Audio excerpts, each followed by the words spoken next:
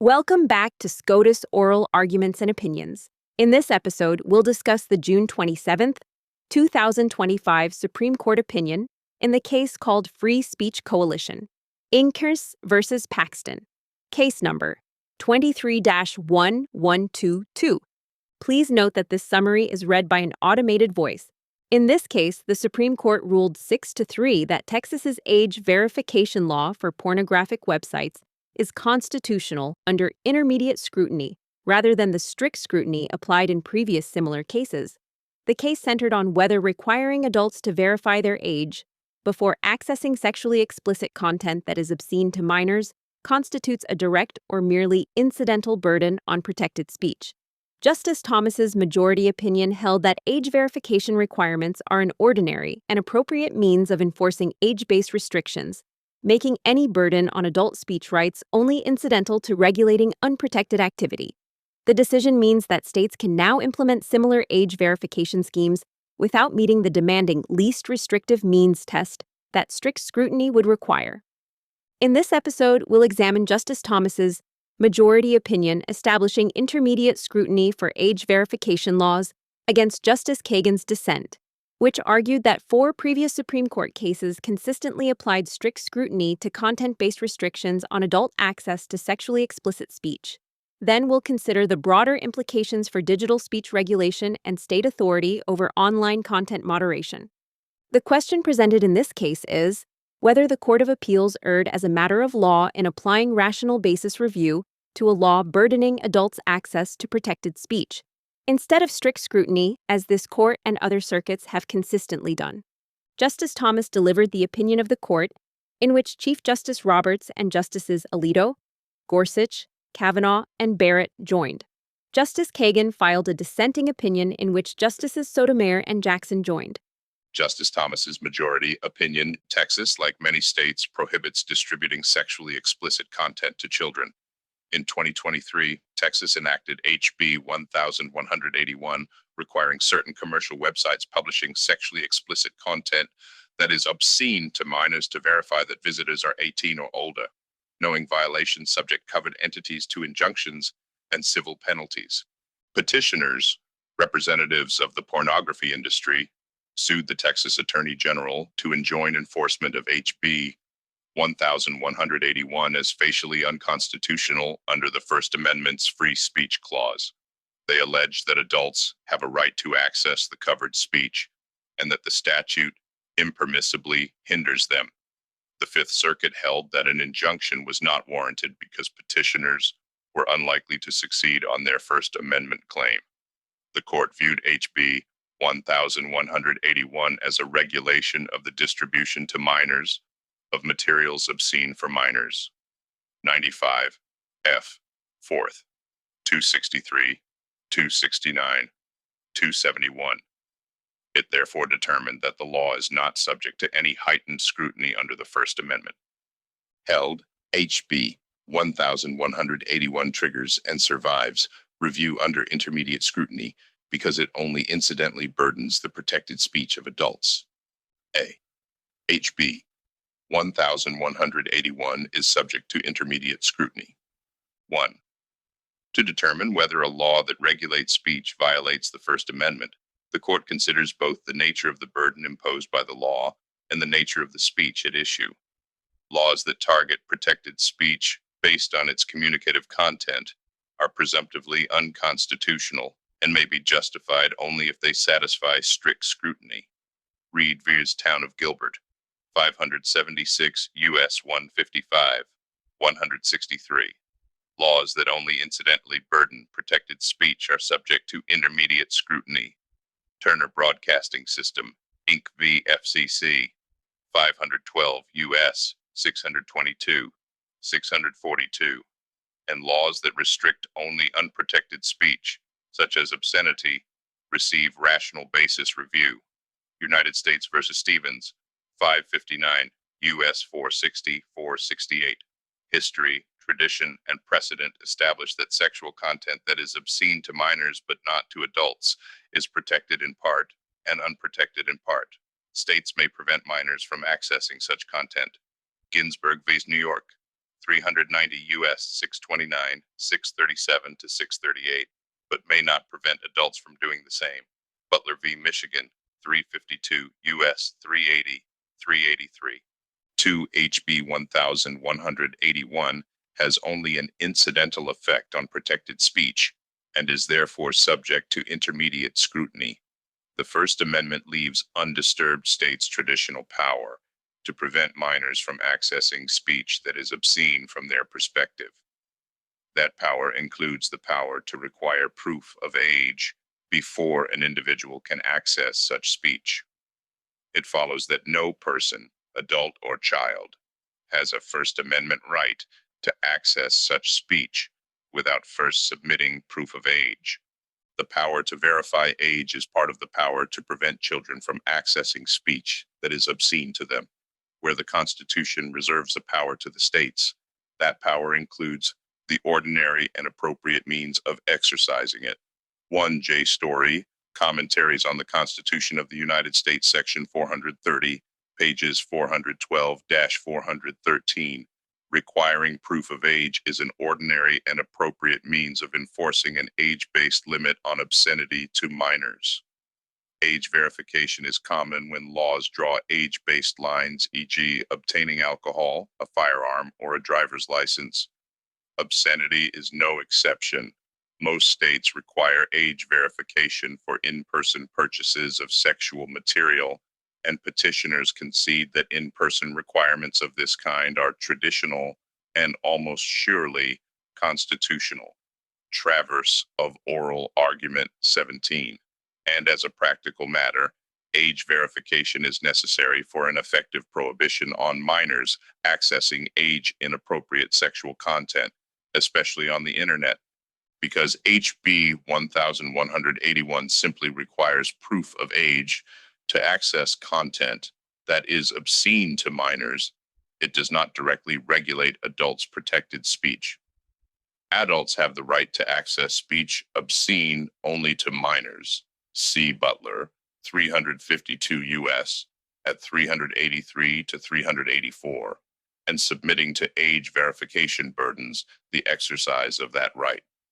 But adults have no First Amendment right to avoid age verification. Any burden on adults is therefore incidental to regulating activity not protected by the First Amendment. This makes intermediate scrutiny the appropriate standard under the court's precedents. 3. Applying the more demanding standard of strict scrutiny would call into question all age verification requirements, even long-standing in-person requirements. Although petitioners insist that traditional in-person requirements would survive strict scrutiny, the court cannot share their confidence. Strict scrutiny is designed to enforce the First Amendment's prohibition on content-based laws, and it succeeds in that purpose only if, as a practical matter, it is almost always fatal, in fact. Strict scrutiny is not the appropriate standard for laws that are traditional and widely accepted as legitimate. 4. Precedent does not call for the application of strict scrutiny. The court's decisions applying strict scrutiny in this context all involve laws that ban both minors and adults from accessing speech that was at most obscene only to minors. See Sable Communications of Cal, Inc. v. FCC, 492 U.S., 115, 118, 126, United States versus Playboy Entertainment Group, Inc., 529, U.S. 803, 808, 8011, 8014, Reno v. American Civil Liberties Union, 521 U.S., 844, 868, 876, Ashcroft versus American Civil Liberties Union, 542 U.S., 656, 665. The court has never before considered whether the more modest burden of an age verification requirement triggers strict scrutiny. 5. Texas contends that only rational basis review applies. This position fails to account for the incidental burden that age verification necessarily has on an adult's First Amendment right to access speech obscene only to minors. Although deferential, intermediate scrutiny plays an important role in ensuring that legislatures do not use ostensibly legitimate purposes to disguise efforts to suppress fundamental rights. VHB 1181 survives intermediate scrutiny because it advances important governmental interests unrelated to the suppression of free speech and does not burden substantially more speech than necessary to further those interests. Turner Broadcasting System, Inca v. FCC 520 U.S. 180, 189. 1 HB 1181 furthers Texas's important interest in shielding children from sexual content and is adequately tailored to that interest. States have long used age verification requirements to reconcile their interest in protecting children from sexual material with adults' right to avail themselves of such material. HB 1181 simply adapts this traditional approach to the digital age. The specific verification methods that HB 1181 permits, government-issued identification and transactional data, are also plainly legitimate. Both are established methods of verifying age already in use by many pornographic websites and other industries with age-restricted services. Two petitioners' counterarguments are unpersuasive. Petitioners object that other means of protecting children are more effective, and that children are likely to encounter sexually explicit content on other websites subject to HB 1181's requirements. But intermediate scrutiny does not require states to adopt the least restrictive means of pursuing their interests or avoid all under-inclusiveness. Affirmed. Justice Kagan's dissenting opinion. No one doubts that the distribution of sexually explicit speech to children of the sort involved here can cause great harm. Or to say the same thing in legal terms, no one doubts that states have a compelling interest in shielding children from speech of that kind. What is more, children have no constitutional right to view it. The Texas statute before us addresses speech understood in First Amendment law as obscene for minors. That label means the First Amendment does not protect the speech for minors. The state can restrict their access without fear of colliding with the Constitution. The trouble comes in the last two sentences italics. Speech that is obscene for minors is often not so for adults. For them, the category of obscene, and therefore unprotected speech, is narrower. So adults have a constitutional right to view the very same speech that a state may prohibit for children? Cases raising that question have reached this court on no fewer than 4 prior occasions, and we have given the same answer, consistent with general free speech principles, each and every time. Under those principles, we apply strict scrutiny, a highly rigorous but not fatal form of constitutional review, to laws regulating protected speech based on its content. And laws like HB 1181 fit that description. They impede adults from viewing a class of speech protected for them, even though not for children, and defined by its content. So when we have confronted those laws before, we have always asked the strict scrutiny question: is the law the least restrictive means of achieving a compelling state interest? There is no reason to change course. A law like HB 1181 might well pass the strict scrutiny test, hard as it usually is to do so. As just noted, everyone agrees that shielding children from exposure to the sexually explicit speech HB 1181 targets is a compelling state interest. And Texas might be right in arguing that it has no less restrictive way to achieve that goal. It is difficult, as everyone also agrees, to limit minors' access to things appearing on the internet. If HB 1181 is the best Texas can do, meaning the means of achieving the state's objective while restricting adults' speech rights the least, then the statute should pass First Amendment review. Under ordinary First Amendment doctrine, this court should subject HB 1181 to strict scrutiny. That is because HB 1181 covers speech constitutionally protected for adults, impedes adults' ability to view that speech, and imposes that burden based on the speech's content. Case closed. And making the right answer yet more obvious, we have said as much 4 times before when reviewing statutes imposing similar content-based burdens on protected sexually explicit speech. So the case is closed even tighter. The standard should be strict scrutiny, The only open question here should be whether HB 1181 can satisfy that test. No one, not even Texas, not even the majority, disputes that HB 1181 covers a substantial amount of speech protected by the First Amendment, and HB 1181 impedes the exercise of that right. Recall how the statute works. To enter a covered website with all the protected speech just described, an individual must verify his age by using either a government-issued identification, like a driver's license, or transactional data associated with things like a job or mortgage. For the would-be consumer of sexually explicit materials, that requirement is a deterrent. It imposes what our First Amendment decisions often call a chilling effect. It is not contra the majority, like having to flash ID to enter a club. It is turning over information about yourself and your viewing habits, respecting speech many find repulsive, to a website operator, and then to dot. Who knows? Finally, HB 1181 imposes those burdens on protected speech based on the speech's communicative content, making it a quintessential content-based law. Reed v. Town of Gilbert, 576 U.S. 155, 163, 2015. A statute, we have often said, is content based on its face when it draws distinctions based on the topic, subject matter, idea, or message expressed. HB 1181 does just that. It applies when more than a third of the expression on a website is sexual material of a certain kind, prurient, offensive, and valueless for minors, and whether expression qualifies as such material depends entirely on what it depicts. That is about as content-based as it gets. Barr v. American Association of Political Consultants, Inc., 591 U.S. 610, 619, 2020, plurality opinion. What is more, our precedents have applied that rule in 4 cases similar to this one, when a statute has limited adults' access to sexually explicit materials in order to prevent those materials from getting to minors.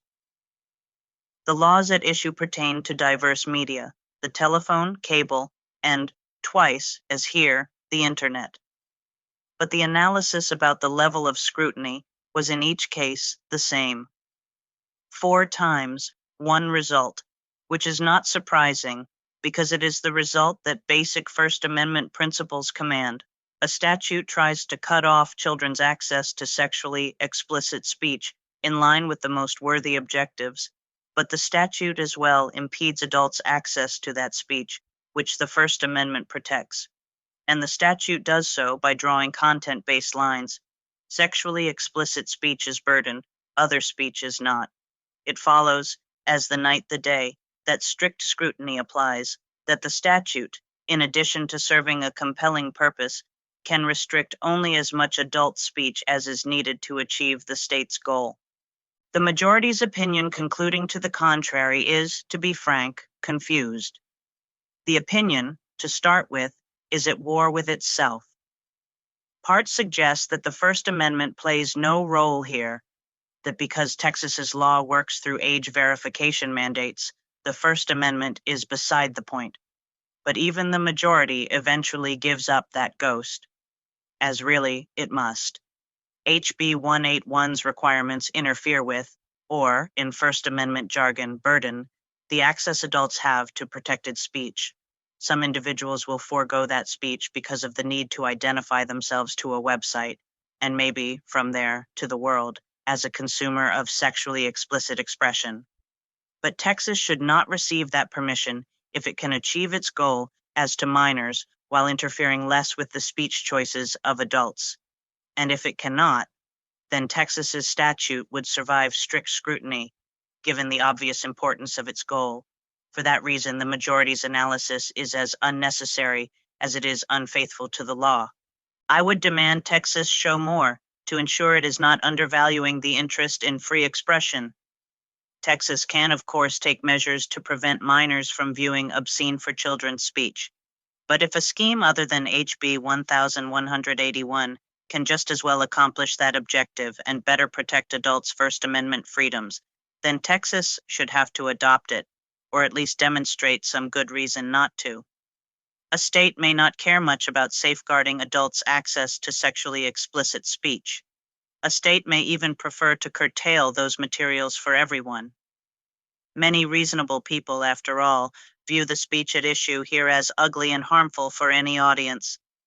But the First Amendment protects those sexually explicit materials for every adult, so a state cannot target that expression, as Texas has here, any more than is necessary to prevent it from reaching children.